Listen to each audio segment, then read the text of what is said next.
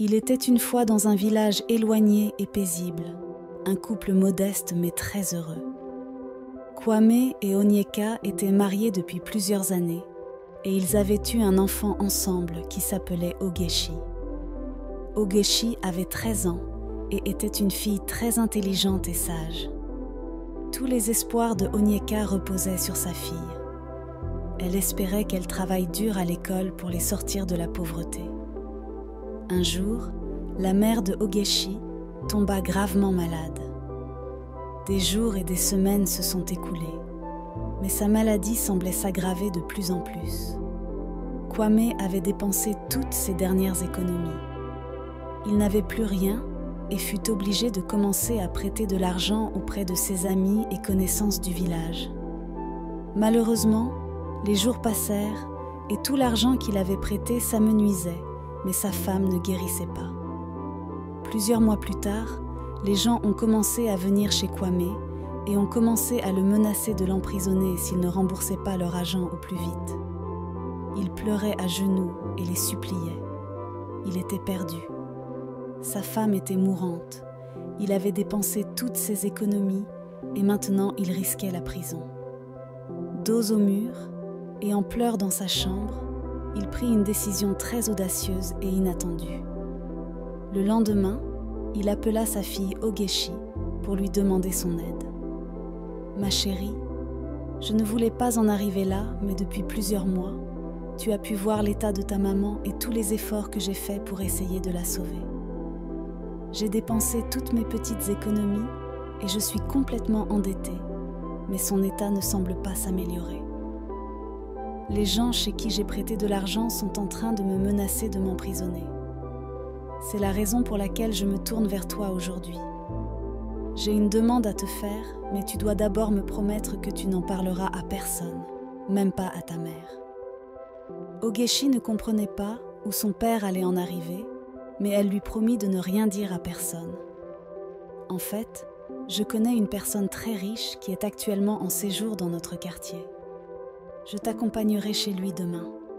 Tu y resteras pour passer la nuit et je viendrai te chercher le jour suivant. Si tu restes sage et respectueuse, il nous donnera beaucoup d'argent pour soigner ta mère. »« Papa, c'est tout ? J'ai juste à rester avec lui une seule nuit et il nous donnera beaucoup d'argent ?» demanda Ogechi. « Oui, ma chérie, tu auras seulement à dormir chez lui. Tu feras tout ce qu'il va te demander et il nous donnera beaucoup d'argent. » Tout cela semblait étrange pour la petite fille. Ogechi avait 13 ans, elle avait des idées sur ce que cela pourrait être, mais elle n'osait pas penser à quelque chose de mauvais. Elle faisait confiance à son père et la seule chose qui lui tenait à cœur, c'était de revoir sa mère en bonne santé. Elle décida de faire confiance à son père et accepta sa proposition. Kwame était très content. Il prit sa fille dans ses bras en pleurs. Le jour suivant, Ogechi fut accompagné par son père sur le lieu du rendez-vous. En effet, c'était un homme très riche qui vivait en ville. Il avait pour habitude de venir toutes les semaines au village pour combler ses désirs sexuels contre de l'argent. Chaque fois qu'il venait, il portait un masque pour préserver son identité. Kwame confia sa fille à l'homme avant de s'en aller. Il prit Ogechi par la main et l'emmena vers la chambre qu'il avait réservée. Ogechi avait le pressentiment qu'elle ne devrait pas lui faire confiance. Le visage masqué du monsieur lui faisait peur et elle voulut s'enfuir, mais quand elle se rappela de sa mère, elle décida de rester sage. « N'aie pas peur, ma jolie, je ne te ferai pas de mal, je suis très gentille. Tu as l'air d'être une fille très intelligente, donc si tu fais correctement tout ce que je te demande, je te laisserai repartir chez toi. » Après quelques minutes sous la douche, l'homme masqué s'approcha doucement d'Ogechi et lui demanda d'enlever ses vêtements.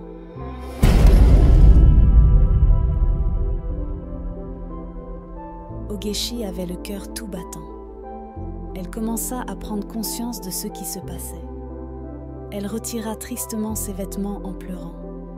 Sans se protéger, le monsieur lui prit ce qu'elle avait de plus cher, sa virginité. Le lendemain, Ogechi se réveilla l'air triste et perdu. Elle se sentait très sale. Elle savait qu'elle avait fait quelque chose qu'elle ne devrait pas faire à son âge. Elle commença à pleurer quand soudain, l'homme entra dans la chambre. « Tu peux partir. Ton père est déjà en train de t'attendre au dehors. » Elle se leva rapidement, essuya ses larmes avant de sortir. Une fois à la maison, Kwame sortit la valise qu'il avait reçue de l'homme.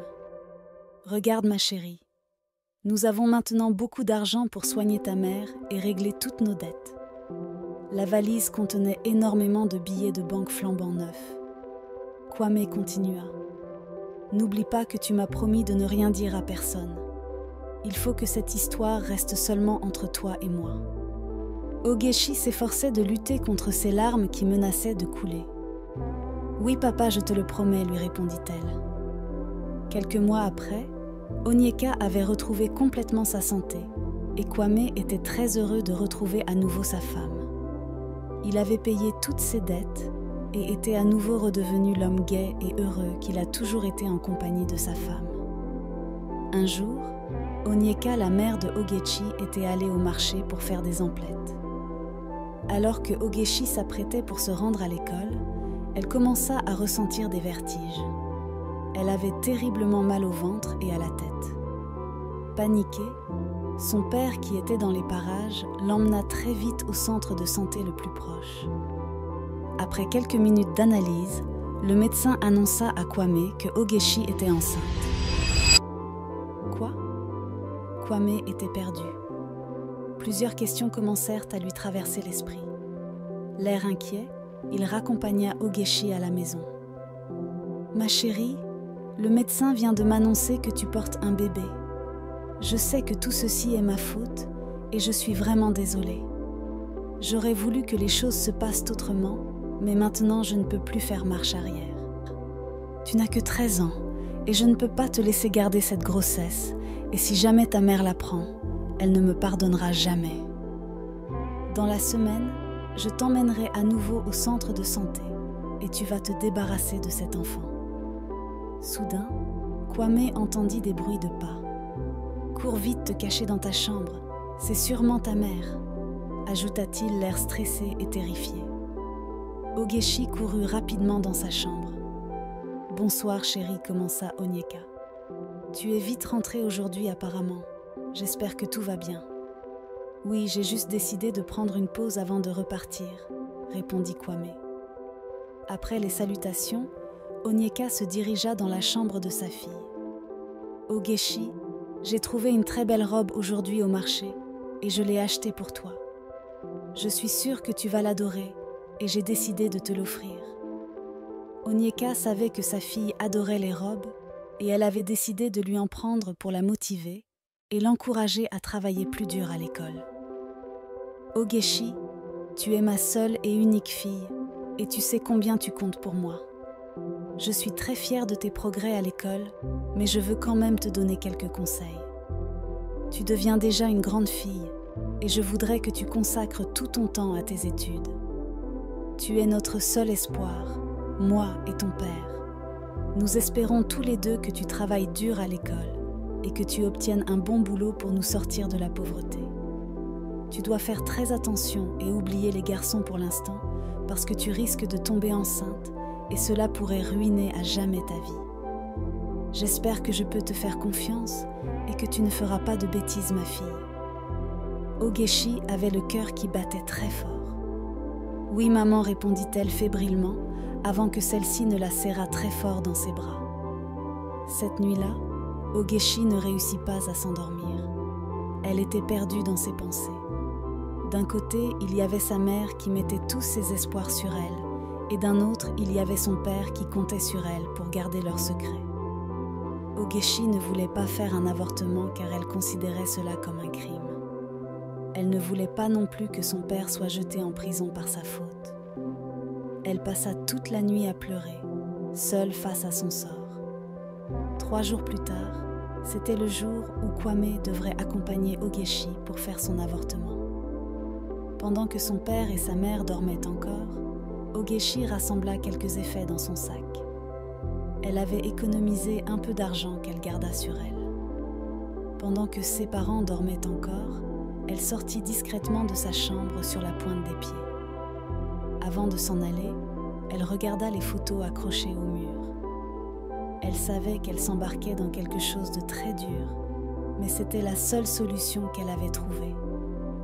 Elle ne se sentait pas capable d'endosser le crime d'un avortement. Alors qu'elle marchait dans la rue, des larmes coulaient sur son visage. Elle se dirigea vers la gare pour prendre le bus. « Bonjour monsieur », dit-elle d'une voix tremblante. « Je voudrais prendre un billet pour le prochain voyage. » Le monsieur la regarda l'air hésitant. « Le prochain voyage démarre dans 10 minutes. » Elle n'a même pas cherché à connaître la destination. Son seul but était de s'enfuir.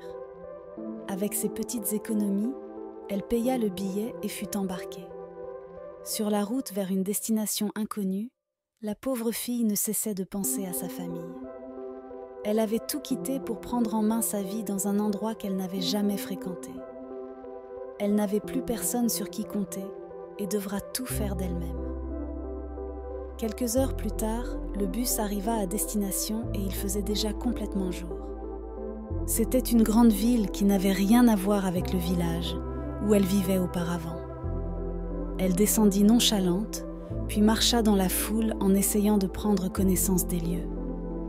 Elle redoutait la déception de son père et surtout la tristesse de sa mère, mais elle n'était pas prête à faire marche arrière. Elle était maintenant dans une grande ville au milieu de personnes totalement inconnues. Elle n'avait plus rien sur elle à part son vieux sac et quelques vêtements. Elle avait déjà dépensé toutes ses économies pour prendre le bus et n'avait plus aucun sou. Après quelques minutes à marcher dans une ruelle, elle commença à ressentir son estomac grouiller. Elle n'avait rien mangé de toute la journée. Elle voyait passer devant elle des vendeuses, mais elle n'avait plus de sous pour s'offrir un repas. Après des heures à errer dans la ville comme si elle cherchait quelque chose, la nuit tomba. Elle ne savait toujours pas où elle allait dormir. La ville devenait moins en moins bruyante et tout le monde rentrait chez lui. Elle commençait à prendre peur et se sentait seule. Elle marcha encore un peu et au loin, elle vit une femme qui rangeait ses effets et fermait sa boutique. Elle courut rapidement vers la dame comme pour saisir sa dernière chance. « Bonsoir madame, excusez-moi de vous déranger. Pourriez-vous me permettre de passer la nuit ici devant votre boutique ? Je n'ai nulle part où aller. » Surprise, la dame lui demanda « Mais que fais-tu toute seule à cette heure de la nuit ? Et tes parents ? » « Je suis enceinte, madame. Je n'ai pas pu l'annoncer à ma mère car j'ai peur de la décevoir. C'est la raison pour laquelle je me suis enfuie, » répondit-elle les larmes aux yeux. Le visage de la dame changea rapidement. Elle lui jeta un regard de haine avant d'enchaîner avec un sourire moqueur. « Ah oui, je vois maintenant. Tu n'es pas grande, mais les choses des grands t'intéressent déjà ? S'il te plaît, quitte devant ma boutique. Tu n'es pas la bienvenue ici. » Ogechi commença à pleurer. Elle était désespérée et les mots de la dame l'avaient complètement assommée. Elle espérait trouver de l'aide auprès de cette femme. Elle était dégoûtée de voir que la dame ne manifestait aucune compassion pour elle. Elle continua de marcher tristement en pleurant. Au bout d'un moment, elle eut mal aux jambes et finit par se poser par terre dans un coin pour dormir. Tout à coup, elle se leva brusquement. Elle aperçut derrière elle une troupe de jeunes hommes qui s'avançaient vers elle. Le cœur battant, Ogechi prit peur et se mit à courir de toutes ses forces. Lorsqu'elle regarda derrière elle, elle constata que les jeunes hommes la poursuivaient. Elle accentua sa course et malgré son état, elle avait trop peur de s'arrêter. Après de longues minutes de course, Ogechi perdit le contrôle de ses jambes et tomba. Elle commença à crier et pleurer en pensant que les jeunes garçons la poursuivaient toujours. Lorsqu'elle regarda derrière elle, elle ne vit plus les jeunes hommes. Elle était soulagée, mais les pensées de sa famille ont commencé à lui revenir à l'esprit et ses larmes ont continué à couler. Elle ne put s'empêcher de penser à la tristesse énorme que devrait ressentir sa mère et à l'inquiétude de son père. Soudain, elle aperçut au loin un immeuble inachevé. Elle s'y approcha lentement, puis resta silencieuse. Elle se pencha légèrement pour regarder à l'intérieur. L'immeuble semblait inhabité. Elle décida d'y passer la nuit. Elle regarda son ventre, commença à parler comme si elle s'adressait au bébé dans son ventre. « Je sais que je ne suis pas une mère parfaite pour toi. Même si je n'ai que 13 ans, je ferai de mon mieux pour te garder dans les meilleures conditions. Je sais que tout comme moi, tu as aussi le droit de vivre et je me bats pour toi. » Elle se coucha ensuite à même le sol pour dormir. La nuit fut longue et très agitée. Le lendemain, elle fut réveillée par les chants d'oiseaux et l'éclat du ciel. Elle s'agenouilla pour prier. Elle remercia le Seigneur d'avoir veillé sur elle et son bébé et implora son aide pour la suite. Elle s'étira encore pendant plusieurs minutes, l'air fatigué, puis sortit de l'immeuble, pleine d'espoir. Elle devrait maintenant trouver un moyen de survivre. Des jours et des semaines passèrent et son ventre devenait de plus en plus remarquable. Elle travaillait très chez une vieille dame chaque jour pour recevoir juste quelques pièces et s'offrir un repas. Parfois, elle était obligée de se tourner vers les gens pour demander de la nourriture. « Excusez-moi, monsieur, auriez-vous des restes de nourriture pour moi ?» Des fois, certaines personnes avaient de la peine et lui donnaient de la nourriture, mais d'autres s'en foutaient en lui lançant des regards de mépris et de rejet. C'était de cette manière qu'elle survivait chaque jour. Un soir, alors qu'elle était assise dans l'immeuble inachevé, elle commença à ressentir de vives douleurs au ventre. Elle criait et pleurait à chaudes larmes, et au bout de quelques minutes, elle réalisa qu'elle était en train d'accoucher. Elle était paniquée. Tout à coup, une pluie violente commença à tomber et inonda toute la pièce. Elle était toute seule et criait de désespoir, mais personne ne pouvait l'entendre dans cette nuit profonde à cause de la pluie. Après plusieurs minutes de souffrance, elle accoucha d'un petit garçon. Elle était assise dans l'eau avec son bébé dans les bras. Elle pleurait car elle ne savait pas quoi faire. Elle couvrit son enfant de ses vêtements les plus propres. Elle ne savait pas comment elle allait s'en sortir avec un nouveau-né, alors qu'elle ne possédait ni argent ni nourriture. Comment puis-je garder un bébé dans une telle misère?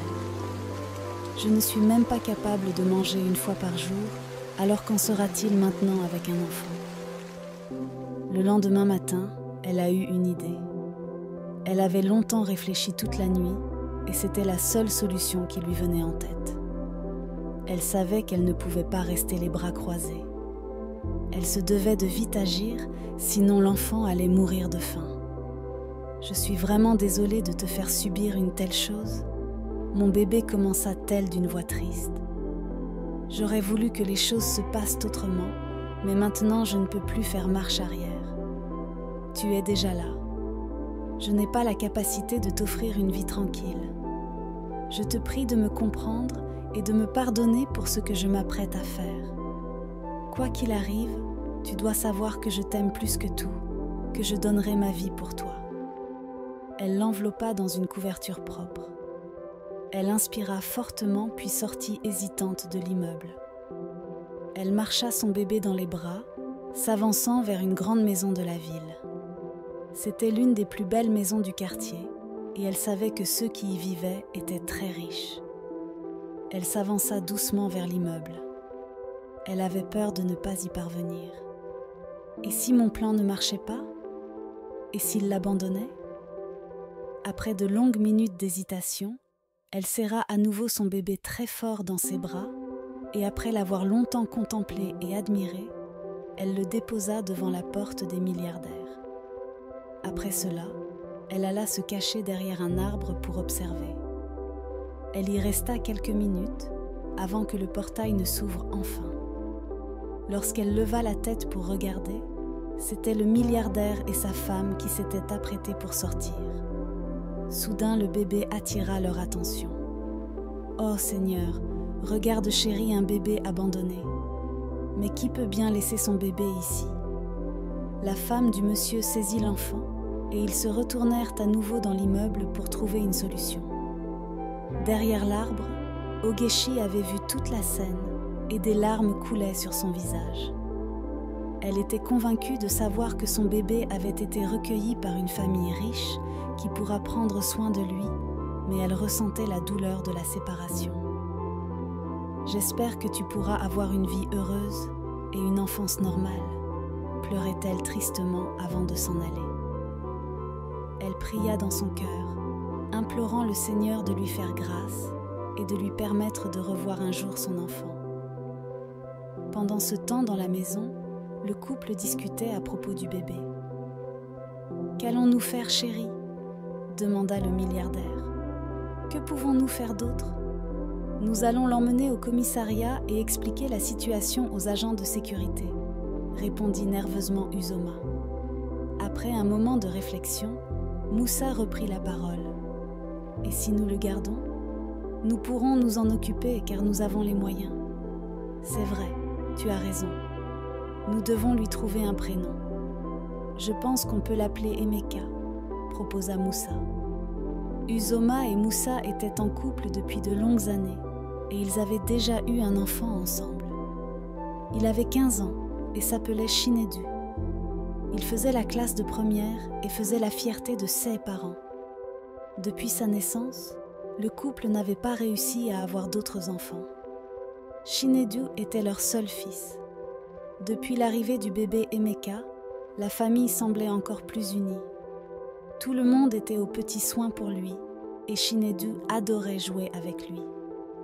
5 longues années se sont écoulées depuis que le couple a accueilli Emeka dans leur famille. Chinedu avait l'habitude de s'occuper de lui quand ses parents étaient au boulot, mais depuis qu'il a obtenu son diplôme, il avait de moins en moins de temps libre.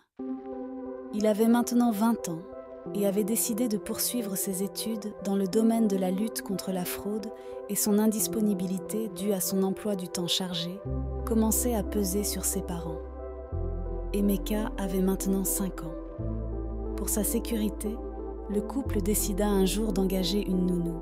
« Nous ne pouvons pas laisser l'enfant tout seul à la maison. J'essaierai de trouver une nounou rapidement pour s'occuper et prendre soin de lui en notre absence. » Pendant ce temps, dans l'immeuble abandonné où elle vivait, Ogechi, qui avait maintenant 19 ans, ne passait pas un jour sans penser à son enfant. Elle avait passé ces 5 dernières années, rongée d'inquiétude, se demandant sans cesse si son enfant était dans de bonnes conditions.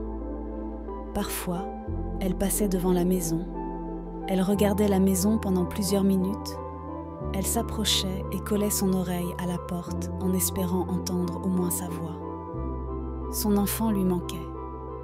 Même si elle savait au fond d'elle que l'enfant ne le reconnaîtrait jamais, elle rêvait un jour de le revoir et de le serrer dans ses bras. Comme tous les jours, Ogechi passait encore devant l'immeuble du milliardaire quand son regard se posa sur une annonce collée sur un poteau devant la maison. Recherche d'une nounou pour s'occuper d'un petit garçon de 5 ans. Après avoir lu l'annonce, elle eut comme un pincement dans son cœur. C'était peut-être l'occasion pour elle de revoir son enfant après 5 ans. « Je ne laisserai pas passer ma chance cette fois-ci », pensa-t-elle. En plus, c'était l'occasion pour elle de manger régulièrement. Elle inspira fortement, prit son courage à 2 mains et appuya la sonnerie de la maison le cœur battant. Moussa lui ouvrit le portail. Il lui demanda ce qu'elle cherchait et elle lui expliqua qu'elle était venue pour postuler en tant que nounou. Moussa l'accueillit dans la maison et lui posa quelques questions pour s'assurer qu'elle était qualifiée pour assurer ce rôle. Elle répondit du mieux qu'elle pouvait et ses réponses convainquirent totalement Moussa qui accepta de l'embaucher. « Vous pouvez commencer à travailler à partir de demain. J'espère que vous serez à l'heure. » Ogechi acquiesça avant de s'en aller. De retour à l'immeuble abandonné où elle dormait, elle était partagée entre plusieurs émotions. La joie de pouvoir bientôt revoir son enfant et la peur de ne pas pouvoir garder son secret. Le jour suivant, elle se rendit effectivement chez le milliardaire comme prévu. Dès qu'elle entra dans la maison, elle vit Emeka en train de s'amuser dans la cour et son cœur se serra. Des larmes coulèrent de son visage, mais elle se rattrapa et les essuya rapidement. Il avait tellement grandi. Chaque jour, quand elle s'occupait de l'enfant, elle faisait de son mieux pour ne pas laisser transparaître ses émotions. Elle ne voulait pas que le couple sache quelque chose, car elle savait qu'elle n'aurait jamais les moyens de s'occuper de l'enfant. Quand Moussa et sa femme Uzoma sortaient de la maison, Ogechi se glissait dans la chambre d'Emeka pour le prendre dans ses bras. « Tu as bien grandi, mon chéri. Sache que maman t'aime beaucoup, » disait-elle dans son cœur. Avec le temps, Moussa et Uzoma devenaient de plus en plus rares à la maison en raison de leur boulot. Ogechi était seul à veiller tous les jours sur l'enfant. Emeka était tout le temps avec elle, et il commençait par s'attacher davantage à elle. Chaque fois qu'il pleurait, il suffisait juste que Ogechi s'approche de lui, et il se calmait aussitôt. Cette attitude commençait à agacer Uzoma, qui commença à développer un grand mépris envers Ogechi. Chaque fois qu'elle voyait l'enfant jouer avec Ogechi, elle ressentait de la haine. Elle ne supportait pas de voir à quel point ils étaient complices. Incapable de supporter longtemps cette situation, elle décida un jour de confronter son mari à ce sujet. « Chérie, j'ai longtemps réfléchi et je pense que la nounou peut maintenant partir. Mais chérie, lui reproches-tu quelque chose ?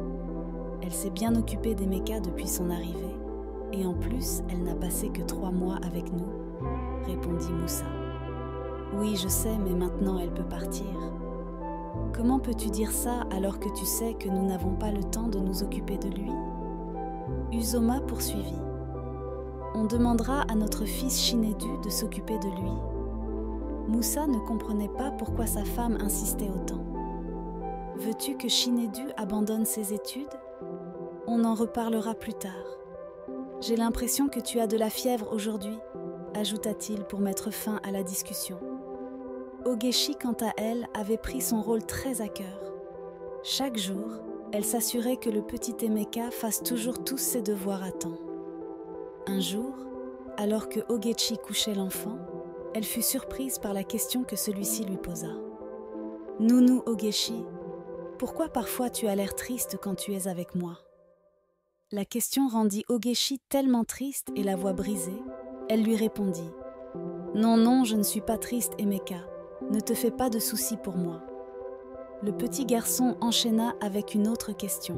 « Nounou Ogechi, je peux te dire quelque chose ? » « Oui, bien sûr. Dis-moi tout ce que tu voudras. »« Tu es tellement gentille avec moi et je t'aime plus que tout le monde. » Cette déclaration fendit le cœur de Ogechi. Elle le serra dans ses bras, luttant sans succès contre ses larmes qui menaçaient de couler, puis lui répondit « Je t'aime aussi, Emeka. Maintenant, il faut dormir. D'accord ?» Un jour, Emeka jouait dans le salon quand il heurta maladroitement un objet de décoration en verre. L'objet tomba et se brisa en 1000 morceaux. Dès que Uzoma entendit le bruit, elle rejoignit aussitôt le salon. « Mais je t'ai toujours interdit de courir par ici. Je ne sais pas pourquoi tu es autant têtue. Je ne supporte plus de devoir gérer tes caprices. » Emeka lui répondit « Tu es toujours en colère contre moi alors que la nounou est gentille avec moi. » Lorsque Uzoma entendit ces mots, elle s'énerva et se mit à le frapper sévèrement. Pendant qu'elle frappait Emeka, Ogechi était à côté de la pièce et regardait la scène impuissante. Elle avait très mal de voir son enfant se faire frapper si brutalement sans pouvoir intervenir. L'enfant courut dans sa chambre en pleurs.